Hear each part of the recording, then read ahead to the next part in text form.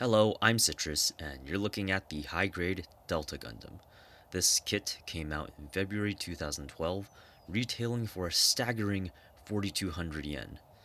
I believe this was the most expensive small box high grade that Bandai has ever made, and the last standard release gold coating kit until we saw the high grade Destroy Mode Phoenix NT in 2018 for 5,000 yen. Unlike the Phoenix, and despite its connection to the Delta Plus, this kit is almost an entirely new mold. It uses about half of the HG Delta Plus E plate, and that's it. Don't let the box trick you. Although it says this mobile suit comes from Unicorn Mobile Suit Variations, it's technically a Zeta era design. The Delta Gundam was the basis for the Hyakushiki in 0087, and it was refined for mass production as the Delta Plus in 0090.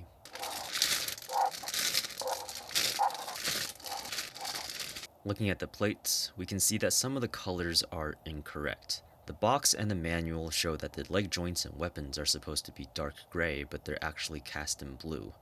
The contrast between the two colors is very low, so this discrepancy doesn't bother me, but if you're fussy, you'll need to do some painting to make everything look just right. The red parts provided also don't cover all the places where they're needed, so there's a sizable sticker sheet included.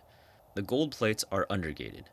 Bandai did a much better job with gate placement this time. From just examining the parts, it looks like there won't be many exposed nub marks. The gates are also much smaller, which means any nub marks we do end up with should be much less noticeable. The B plate is coated on both sides, but probably to save money, the C plates are only coated on one side. I'm curious to see how much of the silver undercoat will show on the finished kit. There are definitely lots of familiar shapes in this kit, but considering that it came out 7 years ago, I think we can expect the construction to be slightly less sophisticated.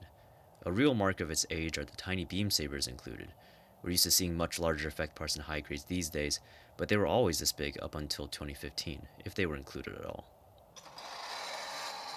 Diving into the build, nothing special going on with the accessories. The rifle is a standard 4-piece deal, but the shield is pretty cool though. It's very thick and has 2 pockets on either side to store beam sabers. The small gold piece that goes on top is one of the only plated parts in the entire kit that has any exposed nub marks. The other 2 are the biceps on the arms. Gate placement on this kit is excellent, way better than on the Hyakushiki Revive. I was pretty surprised considering that this kit is 4 years older. There's not much touch-up work needed at all. Unfortunately, there are a lot of red bits missing. The calf vent stickers are incredibly frustrating to place properly, but once they're in, they look pretty good, and they don't catch on the blue inserts underneath. The stickers will overlap each other just a little bit in the corners, so be patient with them and work them into the tiny spaces as much as you can.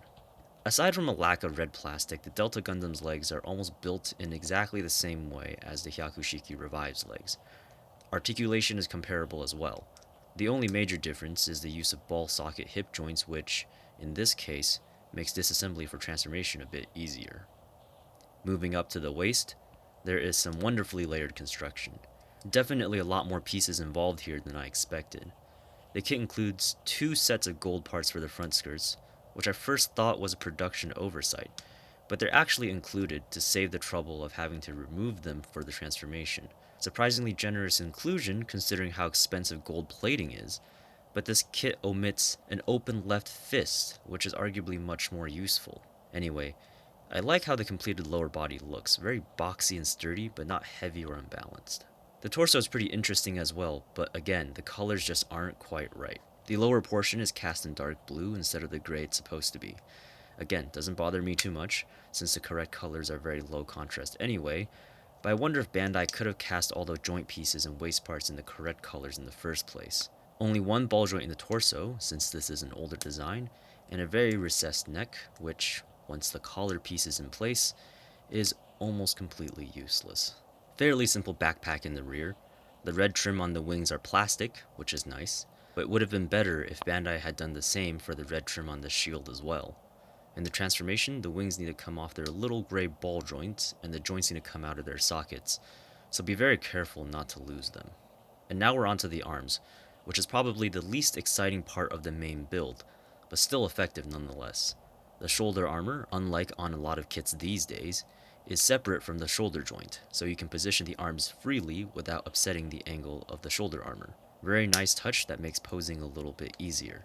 The single elbow joint flows into the forearms, which has no exposed nub marks. I just wish the bit of red on the back of the forearm was red plastic instead of sticker, just like the tubes on the front. Last is the head, which is made of only 5 pieces, but again, no visible nub marks at all, even on the antenna.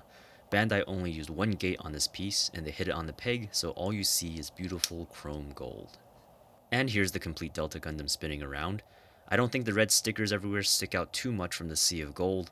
The overall proportions are stockier than I expected, considering that the Delta series designs are supposed to look rather lanky and skeletal. It mostly comes down to the waist and arms, which Bandai really slimmed down on the Hyakushiki to nail the slender look, but I think the Delta Gundam is still fine on its own. You can see that the chrome on the Hyakushiki is a little more yellow than on the Delta Gundam, a very subtle difference that I don't think most people would notice at a glance. The Delta Gundam was a big reason behind me hunting down the Chrome Shiki, so I'm glad that the two kits look good next to each other. All the joints on the Delta Gundam are polycaps, so handling it is pleasantly smooth in a way that more recent high grades just aren't anymore. I'm sure all the new kits' polystyrene joints will hold up better over time, but the stiffness just doesn't feel as nice in my hands. Even with mediocre articulation, it's pretty easy to put this kit into tons of dynamic poses. The big gimmick of this kit, of course, is the Wave Rider transformation. The kit is basically quartered, the limbs are bent around a bit, everything is attached to a block that resembles a flattened torso, and then finished off with a few bits of armor here and there.